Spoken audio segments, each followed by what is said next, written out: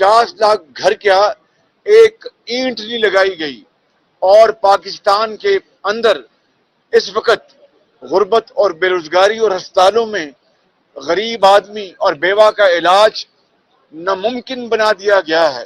یہ ہیں وہ محرکات جس کی بنا پر ہم نے یہ تحریک عدم اعتماد داخل کی تھی۔ میں نے اپنی ذات کے لیے نہیں، یا متحدہ اپوزیشن کے اکابرین نے اپنی ذات کے لیے نہیں، یہ اس بات کو آپ ذہن نشین کر لیں، اور بلا خوف تردید میں کہتا ہوں کہ یہ پاکستان کو جو معاشی تباہی کا آج سامنا ہے، پاکستان کے اندر کروڑوں لوگ آج ایک وقت کی روٹی کو ترستے ہیں، پاکستان کی ذات کو قربان کر دیا، اور یہ یورپین یونین کے اوپر حملہ آور ہو گئے کہ یورپین یونین کون ہوتا ہے مجھے بات کرنے والا؟ کیا پھر آپ ٹیکسٹائل کی ایکسپورٹس بھول گئے؟ پاکستان کے مفاد کو بھول گئے؟ پاکستان کی جو آپ مہنگائی کی بات کرتے تو اس کو بھول گئے؟ روپے اور ڈالر کی جو ایکوٹی ہے اس کو بھول گئے؟ یہ وہ عمران خان ہے جب اپنی ذات کی بات آتی ہے تو ہر چیز کو وہ قربان کرنے کے لیے تیار ہوتا ہے۔ اور آخری بات میں یہ کہنا چاہتا ہوں کہ ہم مطالبہ کرتے ہیں جو نیشنل سیکورٹی کونسل کی جو بات بار بار عمران نیازی دروغ گوئی اور جھوٹ کی بنا پر جو باتیں اور الزام تراشی، تو اس کی سرشت میں ہے، اس کے خون میں ہے کہ دن رات جھوٹ بولو۔ لیکن چونکہ آج پوری قوم کے سامنے اس عمران نیازی نے پارلیمان کے 197 ممبرز کو غدار قرار دلوایا ہے ڈپٹی اسپیکر کی رولنگ کے ذریعے، تو میں آج مطالبہ کروں گا جنرل باجوہ سے جو چیف آف آرمی سٹاف ہے، میں آج مطالبہ کروں گا ڈی جی ISI سے جو نیشنل سیکورٹی کونسل کے ممبر ہیں، کہ اگر خدا نہ خواستہ ہم نے غداری کی ہے تو پھر یہ ثبوت قوم کے سامنے لے آئیں، اور بات سن لیں پلیز ذرا، اور عدالت عظمیٰ کے سامنے یہ الزام یہ ثبوت لے آئیں۔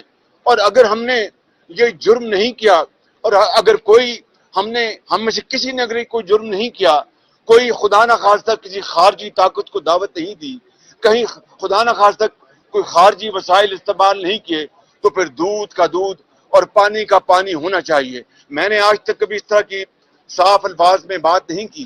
آج میں عدالت عظمیٰ سے بھی ملتمس ہوں، اپنے وکیلوں کے ذریعے ہم یہ مطالبہ عدالت عظمیٰ کے سامنے رکھیں گے تاکہ وہ براہ کرم اس بات کا جائزہ لیں اور کوئی فورم بنا دیں جس میں یہ بات روز روشن طرح عیاں ہو جائے، دودھ کا دودھ پانی کا پانی ہو جائے، کہ اگر خدا نہ خواستہ کیا یہ ہم نے 3.5 سال سے مطالبہ نہیں کر رکھا تھا کہ یہ جعلی اور جھرلو کی پیداوار یہ حکومت ہے، یہ وزیر اعظم ہے، اور پھر 3.5 سال 3.25 سال جس عذاب میں، مہنگائی کے عذاب میں اس نے قوم کو مبتلا کر رکھا ہے۔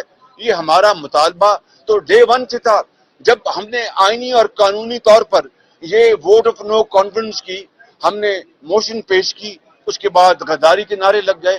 لہذا آج وقت آ گیا ہے کہ ہمارے سپہ سالار افواج پاکستان کے، جن کی بڑی قدر و منزلت ہے، قربانیاں ہیں پاکستان کے دفاع کے حوالے سے، وہ آج اس بات کا اندیہ دیں۔ کیا نیشنل سیکورٹی کونسل میں جو منٹس پاس ہوئے جس میں باہر کی بین الاقوامی سازش اور اپوزیشن کا کوئی رول ہے، تو پھر خدا را اس بات کو سامنے لے کے آئیں، کیا وہ منٹس انہوں نے سائن کیے گئے؟ کیا وہ منٹس انہوں نے دیکھے، ویٹ کیے، اور اسٹیبلشمنٹ نے یا جس محکمے نے بھی وہ منٹس بنائے ہیں کیا ان کی اپروول تھی؟ یہ وہ سوالات ہیں جو آج پوری قوم سننا چاہتی ہے۔ بہت شہباز صاحب کیا کہیں گے کہ جو پریزیڈنٹ عارف الوی جو ہے اپنی اتھارٹی استعمال کر رہے ہیں اور بار بار پریشرائز کر رہے ہیں کہ کیئر ٹیکر پرائم منسٹر کے لیے نامینیشن کی جائے، تو ان تمام حالات کے بارے میں مجھے ابھی تک ایز اے اسپیک مجھے کوئی صدر الوی کا خط بطور انٹرم پرائم منسٹر کے نہیں ملا۔ ٹیلی ویژن پر چل رہا ہوگا باضابطہ۔ میں ابھی اس وقت 12 بج گئے ہیں اور آج 5 تاریخ ہے۔ As I speak I have not received officially any letter from president Alvi, جنہوں نے آئین کو اپنے پاؤں تلے روندا ہے اور آئین شکنی کی ہے۔ جب وہ خط آئے گا تو ضرور ہم اپنے وکلاء اور اپنے تمام اتحادی جو پارٹنرز ہیں ان سے ہم بات کریں گے اور پھر اپنا مشورہ کریں گے. لیکن اس وقت تو خود الوی صاحب جو ہے اور عمران خان نیازی وہ آئین شکنی کے مرتکب ہیں. اس کا پہلے فیصلہ ہوگا, اگلی بات بعد میں ہوگی. یہ بتائیے کہ چیف جسٹس آف پاکستان نے آبزرویشن دی ہے کہ اپوزیشن نے ڈیلیبریٹلی جو ہے پارلیمان کی قومی سلامتی کمیٹی کا بائیکاٹ کیا ہے. ایک تو اس پہ کامنٹ کرتے ہیں, دوسرا D G I S P R کہتے ہیں کہ جو پریس ریلیز جاری ہوئی ہے نیشنل سیکورٹی کونسل سن لیں, وہی موقع سن لیں میری بات, سن لیں پلیز. مریم اورنگزیب صاحبہ گواہ ہیں.